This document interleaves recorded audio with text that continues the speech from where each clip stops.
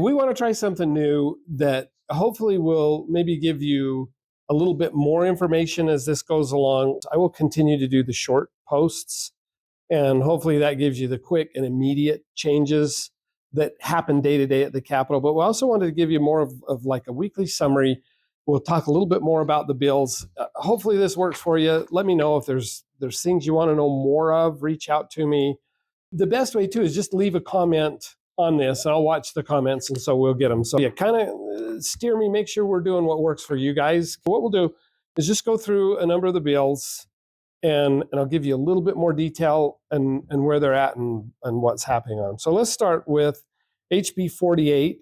It's a bill by Representative Casey Snyder, and it's the Wild Urban Interface modifications.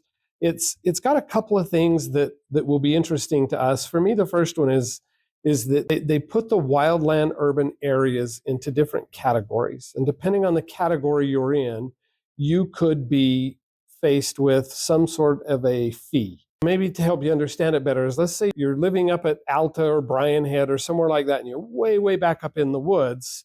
And in that really high risk wild urban land interface area, then there will be a fee assessed to you to help cover what could be firefighting issues. So that's the first thing it does. The other thing it does is it works with the insurance companies, and it's trying to get a more equitable map that the insurance companies do for risk assessment. So the way I understand it, there's a handful of different maps out there, and some insurance companies use their own. Some insurance companies use one that FEMA's got. Some insurance companies use the states. This one will put together a state map and try and get everybody to use that for the risk management. So the next one is HB 88. You can go look at it. It's Representative Ray Ward's, and it's housing policy amendments. The big issue on that grabs our attention and that we like is it puts what I'm going to call by right zoning. I don't know that that's a formal term, or it's certainly not in the bill, but it's more of a term of art we use, that if I want to do something in a specific area of a city, you have the right to zone it. The city cannot withhold that from you. So the state would be able to come in and say, okay, you have a by right zoning to do, and whatever that may be, and the city removes that land use authority from the city to say, no, we're not going to allow it. So this is kind of one of those by right zoning things. And it gives you the ability that if you're in residential area, that you can do an external accessory dwelling unit. So you can put a little apartment or casita kind of thing on your property, and the city can't prohibit that. So another similar thing is, again, it's a Representative Ray Ward, and this one is House Bill 90. So this one's really, really similar to his other one. I hope I'm not getting the details wrong, but this one says if you have a lot that's at least 4,000 square feet, that you can do an additional home rental unit on it, which I think is still kind of the same thing. I need to dig into this one and learn a little bit more of the detail between the two, because they're kind of saying the same thing, but I'm sure he's getting at different problems with them. So a couple of bills, because one of the things that's probably as big an issue as anything that we deal with is we try and pass really good bills, but we also watch for problem bills and do our best to stop them, because sometimes our worst enemy is a bad bill that's going to hurt us. So this one is one that is HB 149, and it's by Representative Taylor Clancy, and it's single family home ownership amendments. And I understand what Representative Clancy is trying to get at with this. So his idea is good. We're worried about the execution and what this bill will do. What he's trying to do is make it so that huge investment companies don't come up and buy big swaths of housing units. There is a lot of value to the community, society as a whole, and individuals to have people own their homes. And so we want to do anything we can to incentivize home ownership. That this is one that would put a roadblock in front of any of these big institutional investors and not allow them to buy into certain homes or buy into these homes for a certain amount of time, and just would prohibit the sale, which becomes problematic because as we build the houses, we need to be able to sell them, and we want the freedom of whatever that's going to work. Similar bill, different representative. This one is HB 151, and it's Representative Galen Benyon. And similar idea that she's saying, well, any new home that comes on the market needs to be on the market and available only to private home buyers for 30 days. So you could not sell to somebody who's what we would call an institutional buyer. The problem is if you're buying a vacation home, or if as an older couple, you're buying a home to help one of your children get into the home because I can qualify and my child can't, that would prohibit you from doing it. It would put you in there. Now, of course, the language could be modified and will be to address those and say, no, here's specifically what we're after.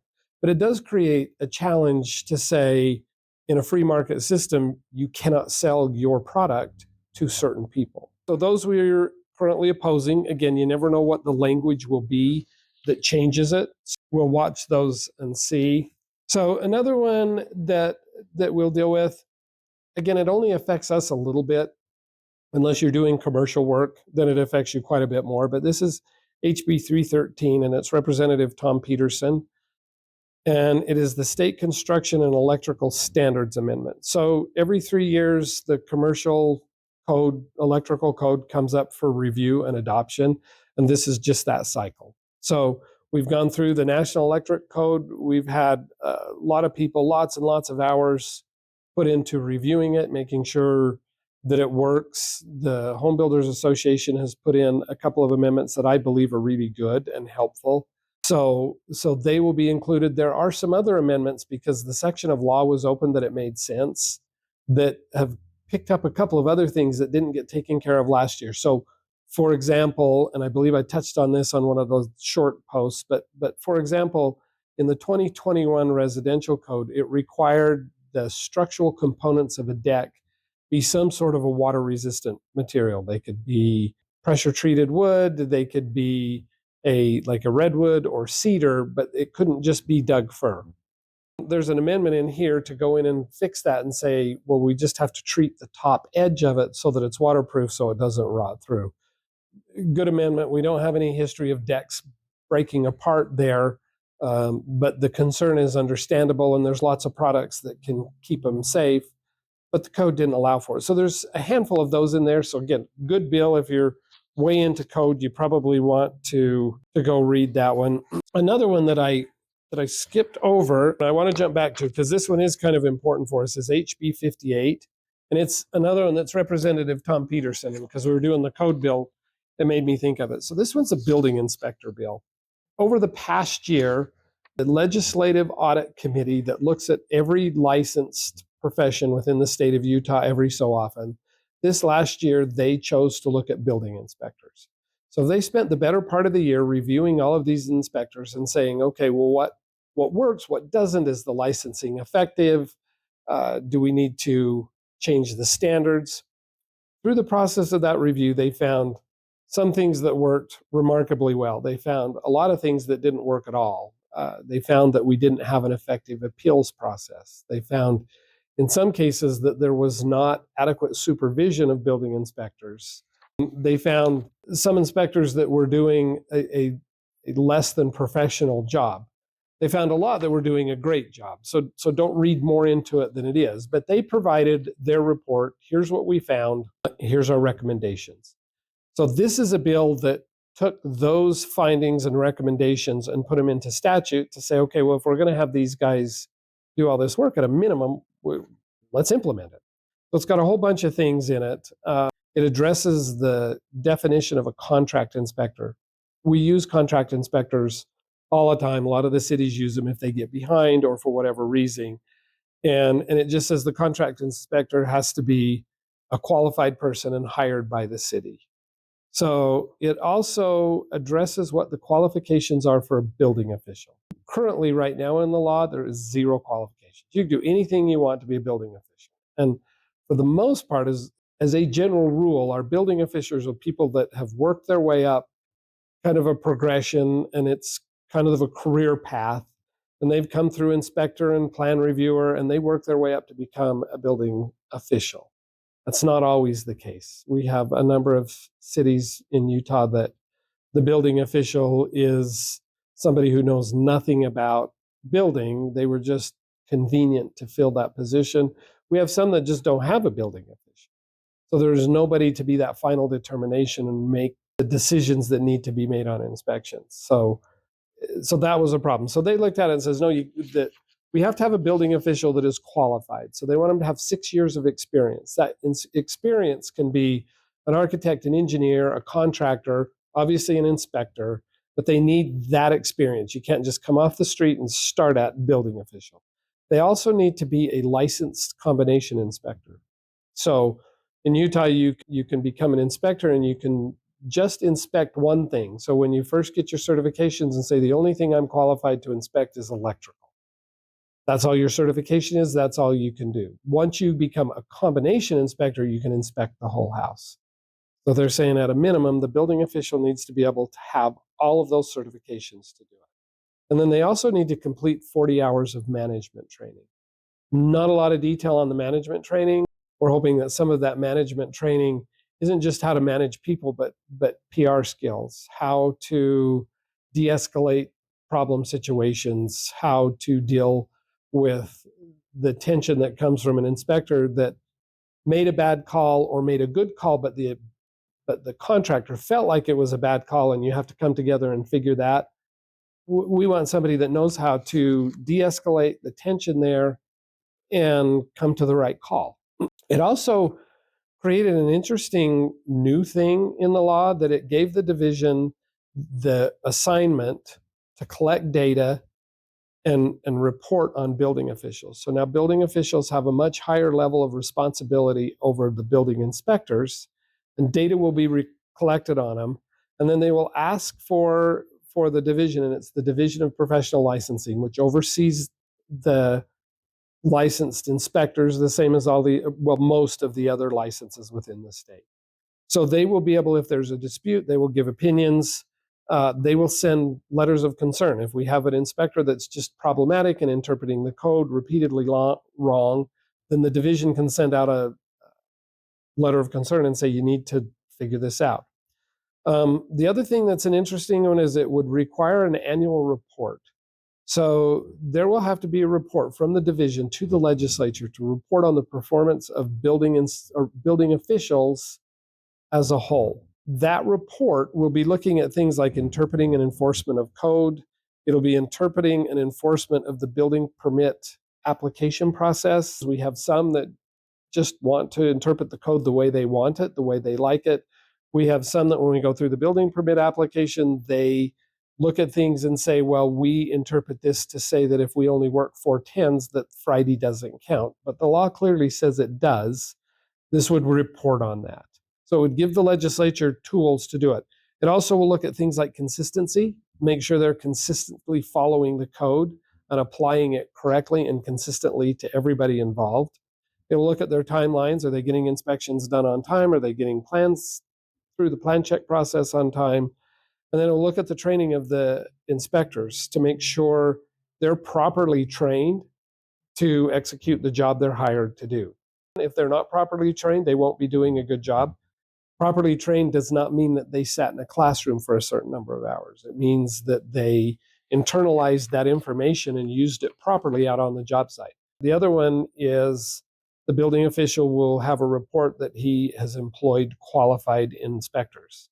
Again, just because an inspector is certified, this report could say, well, this person has all their certifications, but they don't have any ability to apply that knowledge in the field and repeatedly make bad calls.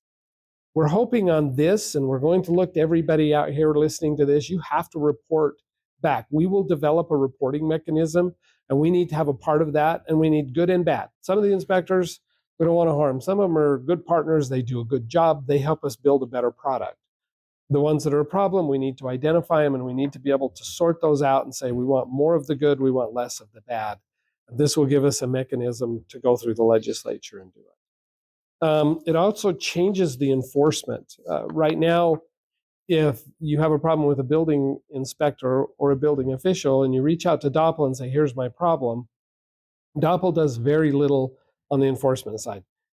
Their response to why they haven't in the past has said, well, we don't have really clear instructions as to what is legal, what's not, what we should be looking at. This strengthens that language. There is a fair amount of language there, but this strengthens it. For example, it says for like unlawful conduct, it adds things like somebody working beyond their scope. It makes it unlawful and clearly says it in there.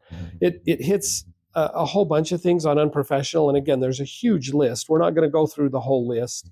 You can go look at the bill, but one of them that's been an ongoing problem is we have inspectors that will come out and they'll enforce to the code, but they never apply the state amendments. A lot of them don't know the state amendments because in order to stay licensed, they have to do ICC certified training, which is not necessarily the state amendments, it's the ICC training. So this would say it would be unprofessional for them to not know the state amendments. It would also say for the building official, it would be unprofessional conduct for them to let a building inspector under their jurisdiction, their authority, do something that breaks any of these rules. So again, it puts the building officials at a much, much higher standard. So my favorite one on this one, and this one's going to be really, really hard to prove. Again, I'm going to need a lot of help from everybody out in the field. But it makes it unprofessional conduct, clearly says any kind of retaliatory action is unprofessional conduct. It's important to know that unprofessional conduct for a building inspector is the same as it is for us as contractors. It will result in fines, and ultimately it can result in the removal of their license. So it's a big deal if we're having unprofessional conduct, and anything that is retaliatory is going to hit that. So if you have inspectors that do that kind of activity, we need to start documenting and following it through. Right now, this bill has just been numbered. It will be heard in committee for the first time today.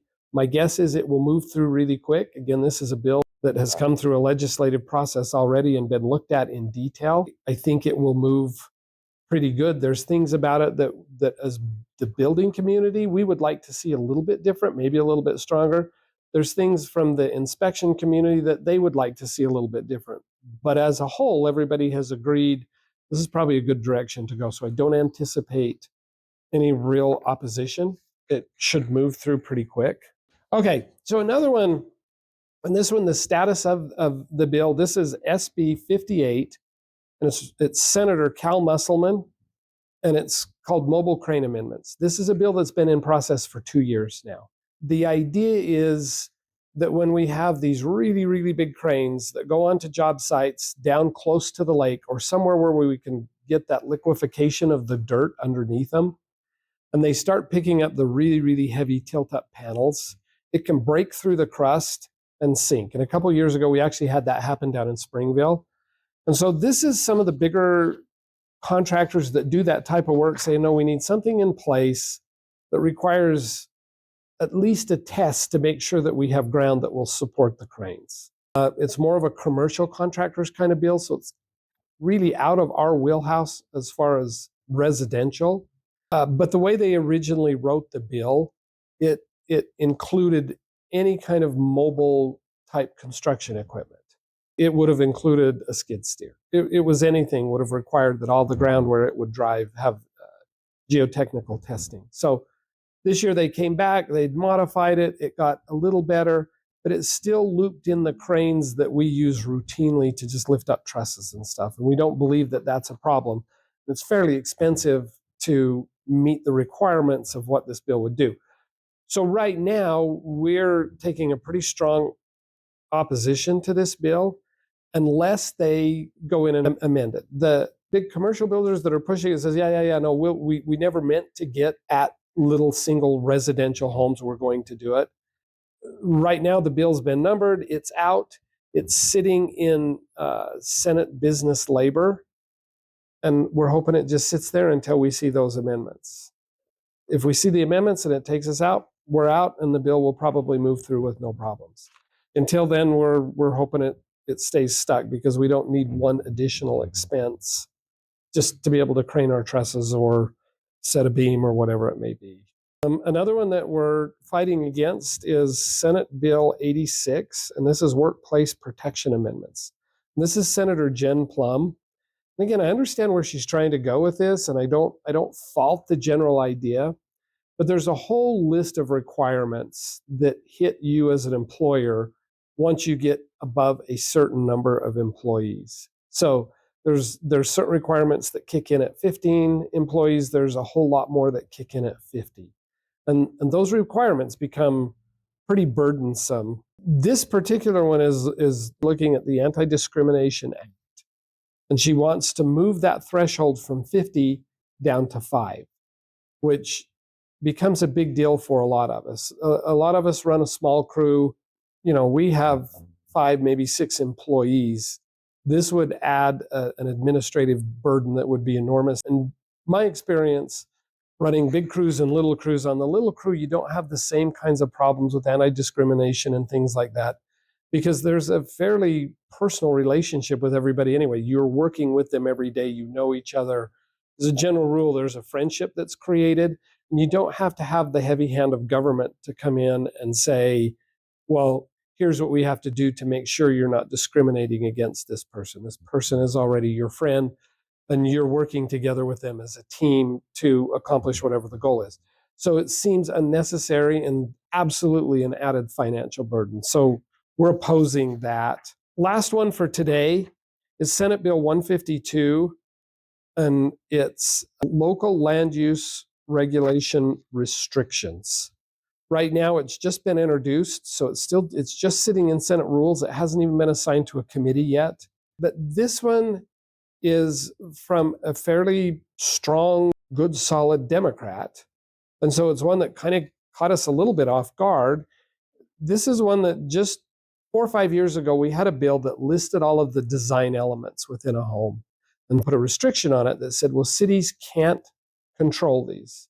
So we had cities telling you what color to paint your door, your front door, what kind of grid should be in your windows, all kinds of things that really could be an HOA issue, but it shouldn't be a city issue. So this bill, all it does is add to that list of things that a city cannot regulate is a garage for a 1 and 2 family dwelling. So it would take the requirement to have a garage out, which is definitely a huge step towards affordability. If we can afford a garage, that's great. But a lot of people, young people trying to get a home, would rather have a house without a garage than not be able to have a house because they can't afford the garage.